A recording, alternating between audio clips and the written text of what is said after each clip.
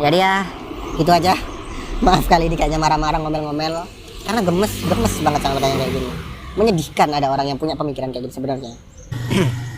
Oke, jadi aku nggak tahu ini videonya bakal panjang atau enggak ya, tapi aku gemes aja mau ngomongin soal ini. Kan kemarin aku bikin instastory ya. Instastorynya itu isinya aku nge-repost postingan soal penangkapan anak kiai yang melakukan pelecehan seksual. Tolong digarisbawahi, melakukan ya, karena ini dalam persidangan itu sudah terbukti, ada buktinya, ada korbannya. Jadi ini bukan diduga lagi. Biasanya kan kalau ada tersangka kan diduga melakukan pelecehan seksual. Nah, ini udah dipastikan dia melakukan pelecehan seksual. Jadi kan katanya juga tersangkanya juga sempat kabur. Akhirnya sekarang sudah bisa ketangkep, dan aku nge-repost tentang itu. Terus aku kasih tulisan, power tends to corrupt, absolute power tends to corrupt absolutely. Soalnya di postingan itu ada ayahnya yang seorang kiai besar di salah satu kota di Jawa Timur. Dia ngomong kalau misalnya jangan tangkap anak saya, soalnya itu cuman fitnah. Fitnah ini itu bisa kita selesaikan secara kekeluargaan. Jadi tolong jangan tangkap anak saya demi kesejahteraan Indonesia, gitu-gitulah intinya. Dari situ sebenarnya aku kan sudah bikin instastory itu udah lega itu sebenarnya. Terus akhirnya datang satu DM dari temanku yang aku kenal, bahkan kenal cukup dekat. Dia bilang gini, emang video pencabulan ini ono ya?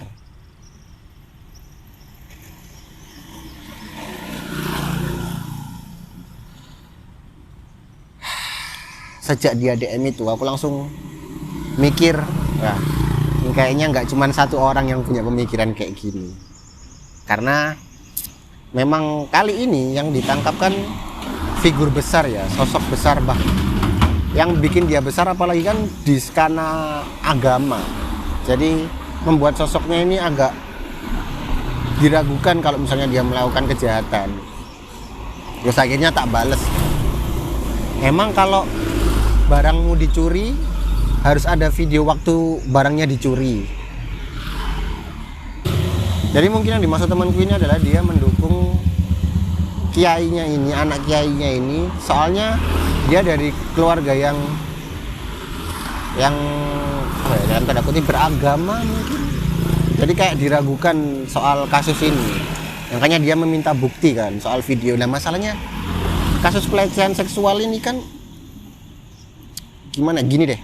Kalau misalnya ini yang jawab DM nih, kalau misalnya nonton, kalau misalnya kamu teman baikku, ini cowok lagi nih yang DM, misalnya kamu teman baikku nih, kamu main ke rumahku, terus main di rumahku kan santai, kamu kadang ninggal HP kan, terus misalnya aku ajak ke satu ruangan, terus aku kunci ruangannya, HPmu di luar, terus kamu tak garap, terus akhirnya kamu tak suruh pulang. Apa bukti yang bisa ngasih tahu kamu kalau kamu habis tak garap? Kan HPmu tak taruh luar, kamu main ke teman baikmu. Kamu nggak nyangka hal itu akan terjadi kan? Kamu ngomong ke orang nggak percaya, terus gimana caranya? Ya itu yang sedang terjadi soal kasus pelecehan seksual. Ini yang dilakukan sama gurunya. Banyak kasus kayak gini. Kalau misalnya kamu tanya, ya harus ada bukti dong. Masalahnya yang ngelecehin ini statusnya lebih tinggi daripada yang dilecehin. Jadi gimana dong?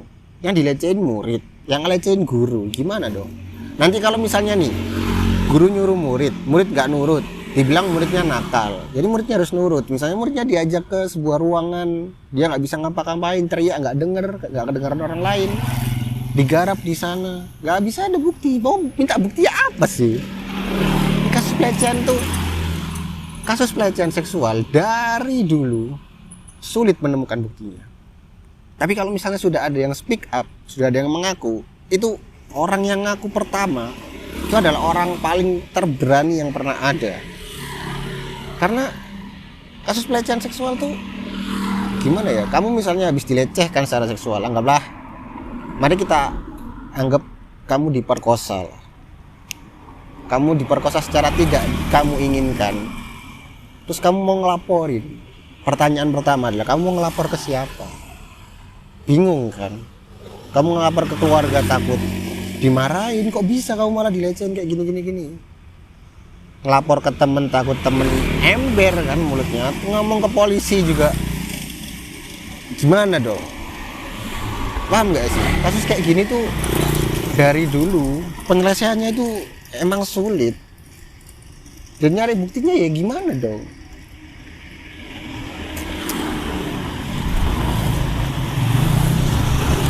Dia aja bisa dilecehkan, gimana kamu berharap dia mau bisa ngerekam, mau bisa cari bukti. Buktinya ya dia yang diperiksa.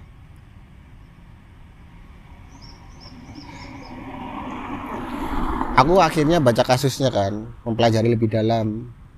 Yang aku tahu, korbannya sekarang muncul 3 sejauh ini. Aku nggak tahu lagi sebenarnya ada lagi atau enggak. Hanya kasus pelecehan seksual itu kadang setelah ada yang ngomong akhirnya baru keluar semua. Tapi intinya adalah kasus kayak gini tuh kamu nyari bukti video itu nggak masuk akal.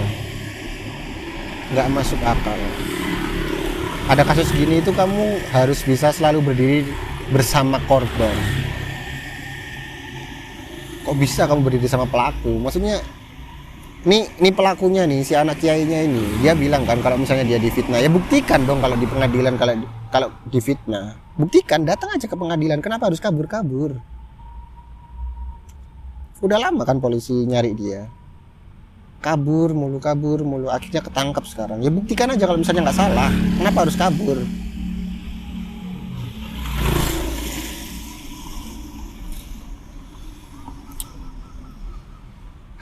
Maaf ya, kali ini kayaknya marah-marah. Ya gemes. Ada yang ngomong gitu. Gimana sih? Aduh.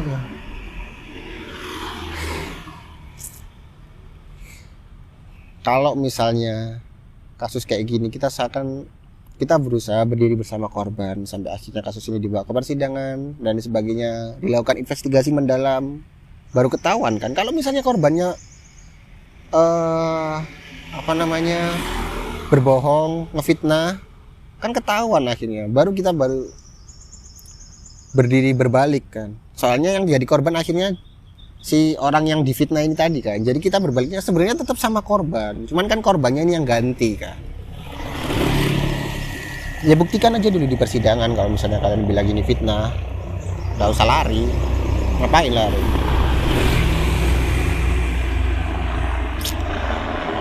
Lagian kasus kalau misalnya udah dibawa ke persidangan itu berarti udah punya bukti yang kuat.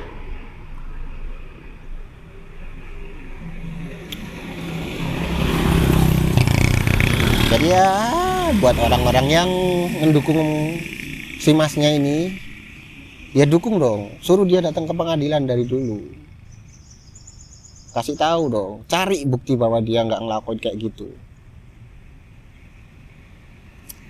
cari bukti yang bisa ngebantah omongannya sih yang sudah ngelapor ini tadi.